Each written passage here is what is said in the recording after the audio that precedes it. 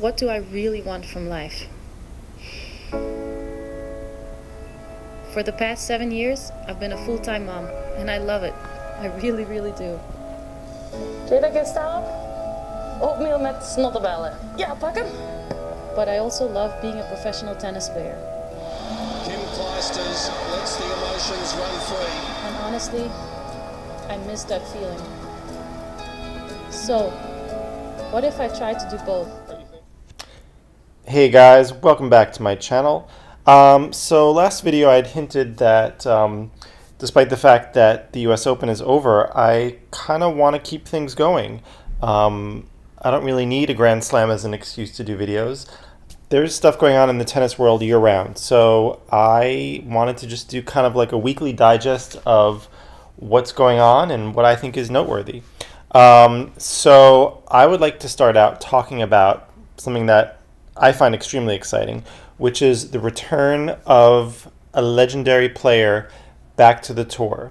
Kim Clijsters recently announced that she is coming back at age 36 to the WTA to play on the tour, and that to me is just amazing. And Kim clearly has thought a lot about this. I mean, some players just kind of offhandedly talk about some change in their career. Kim and her team have thought about it because they put together a very polished, well-produced video that was put up on Twitter that really gets into exactly why she's doing it. So let's have a look at that, and when we're done, let's talk about it. What do I really want from life?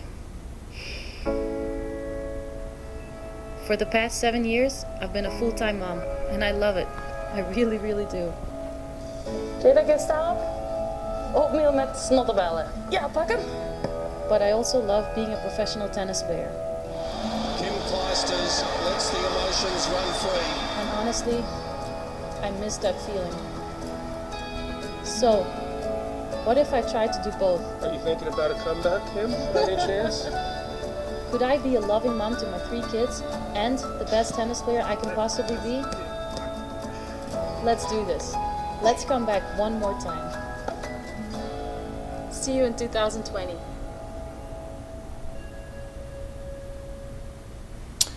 Okay, so yeah, I mean, I think, Kim doesn't have to make the argument for me. I would always welcome her back. I happen to love her style of play, and I think her career was amazing. And I have to say, Kim, to me, if I think about all the greats that have ever been, is one of the nicest, kindest human beings, and just such a wonderful ambassador for the sport. And I kind of feel like the new faces on the women's tour, that there's kind of a little bit of a mean streak.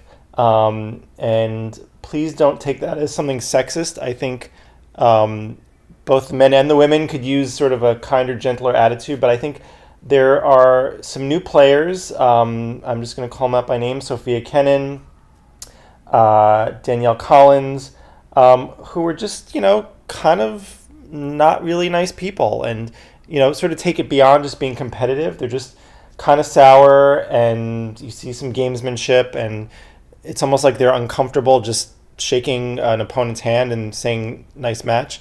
Kim, to me, is the antithesis of that, and I'm just super excited to have her back, to see what she can do, and to just bring a little bit of, love and kindness to the sport, because we certainly need it.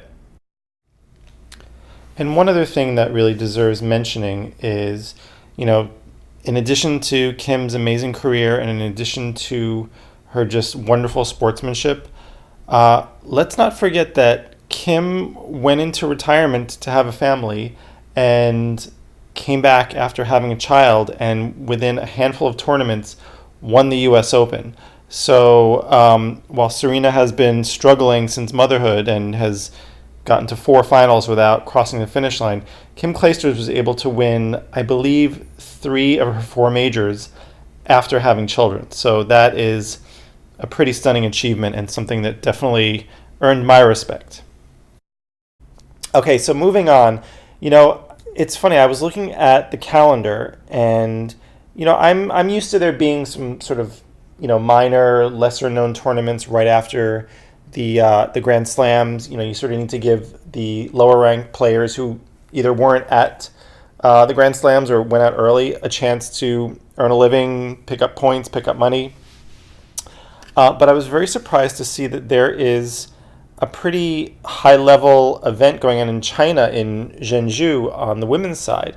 And most notably, this tournament features Karolina Pliskova and Elina Svitolina. Now, granted, this tournament, like I said, it is high stakes. There's a lot of points and a lot of money at stake. But it has me wondering, why are these players who were just in the U.S. Open, who just went deep, getting on a plane from New York and going all the way to China to compete in yet another tournament without any rest, maybe a few days rest?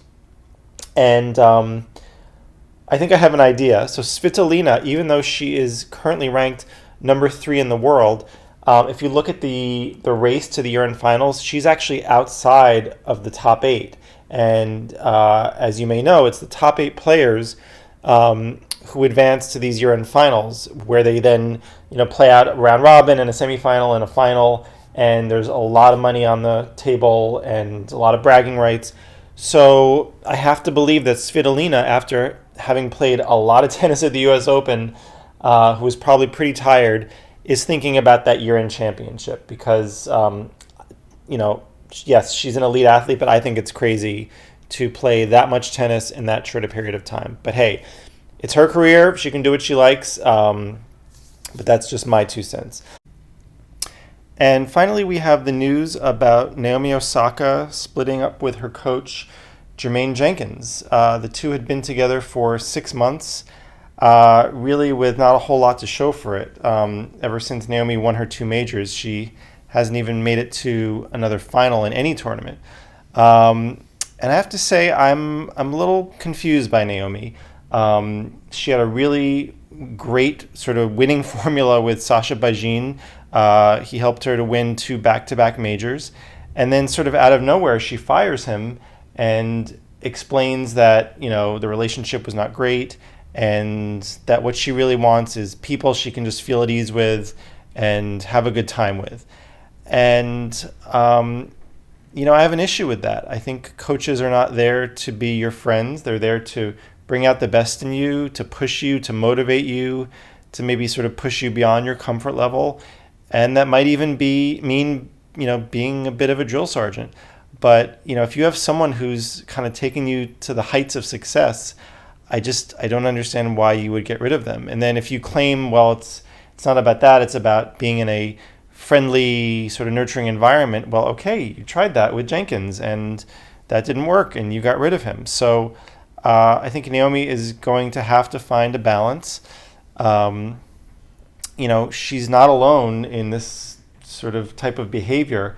I mean, we saw Angelique Kerber, her coach, Wim Fissette, was with her when she won 2 majors in 2016, I think it was. And then she got rid of him.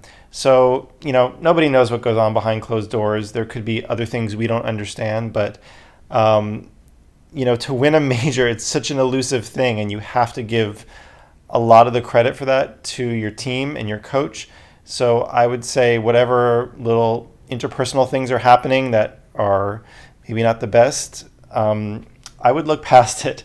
That's your job, and winning is your goal. So, again, just my 2 cents. Anyway, guys, thanks so much for listening to my take on what's been going on lately in tennis. Would love to hear back from you. I would love to know what you think.